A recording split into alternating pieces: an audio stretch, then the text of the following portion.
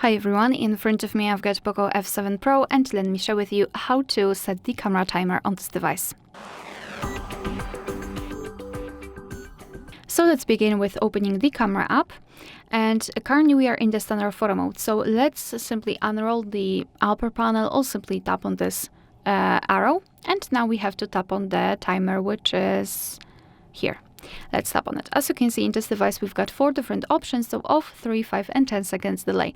Let me choose 10 seconds delay. As you can see, it is immediately highlighted. What is more, after getting back to the camera, you can see that here we've got the notification that we've got the timer set.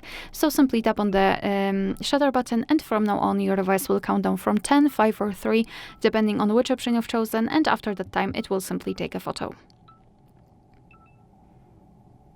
Alright, so this is how it works. If you want to, you can quickly turn off the timer just by tapping on this notification, let's say. As you can see, we've got the information that the timer is off, and from now on your device will take photos right after touching the shutter button.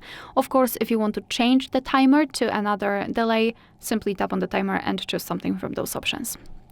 Alright, so that will be all. Thank you so much for watching. Please hit the subscribe button and leave the thumbs up.